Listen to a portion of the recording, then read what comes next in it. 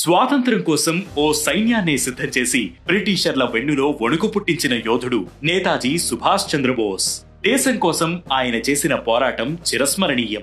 ఈ రోజు ఆ మహనీయుడు పుట్టినరోజు. అందుకే ఏటా ఈ రోజును పరాక్రమ్ దివస్ గా జరుపుకుంటారు. అయితే దేశం కోసం బోస్ చేసిన పోరాటంలో ఆయన వెన్నంటే ఉంటూ ప్రాణాలు అర్పించిన వీరనారులు ఎందరో. అందులో ఒకరు బోస్ ప్రాణాలు కాపాడటానికి ఏకంగా తన భర్తనే కడతేర్చింది. తానే నీరా ఆర్య.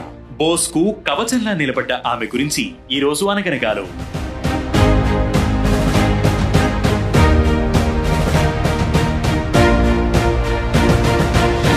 నీరా ఆర్య 1902 మార్చి 5న ఉత్తరప్రదేశ్ లోని కేక్రా అనే గ్రామంలో జన్మించారు. నీరాకు 5 ఏళ్లున్నప్పుడు ఆమె తల్లిదండ్రులు మరణించడంతో కోల్కతాకు చెందిన పేరు మోసిన వ్యాపారి సేత్ ఛాజుమాల్ ఆమెను దత్తత తీసుకున్నారు.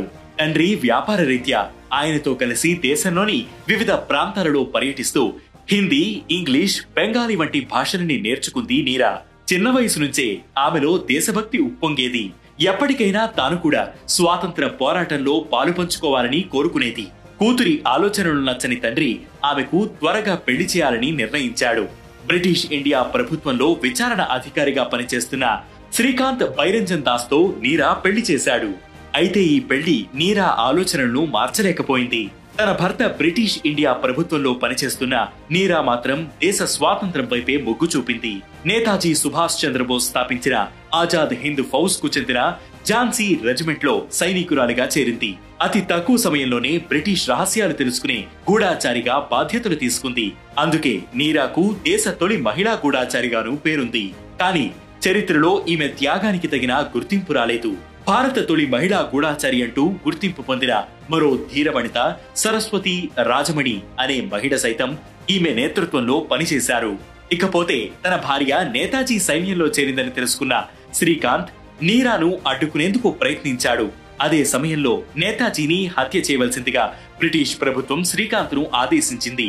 ఈ విషయం తెలుసుకున్న నీరా ఏది ఏమైనా నేతాజీని కాపాడుకుంటానని భర్తతో సవాల్ చేసింది.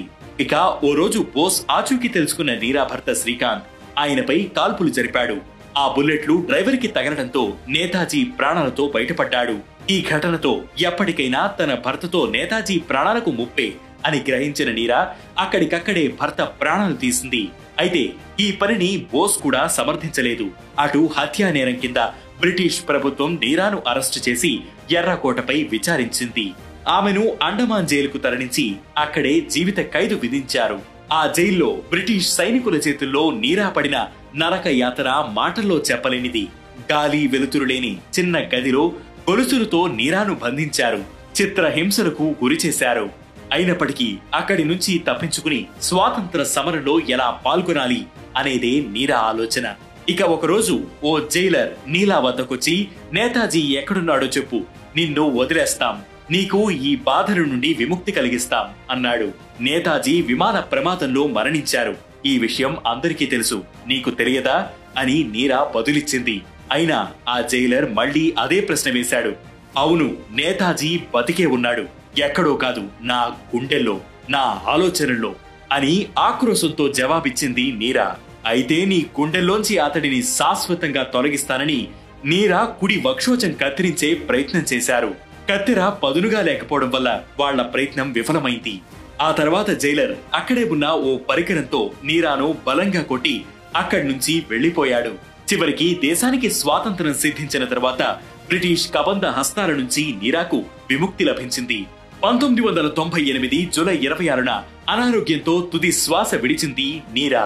ఇలాంటి ఎంతో మంది వీరుడు, వీర వనితల త్యాగఫలమే ఈ రోజు మనం అనుభవిస్తున్న స్వాతంత్ర్యం.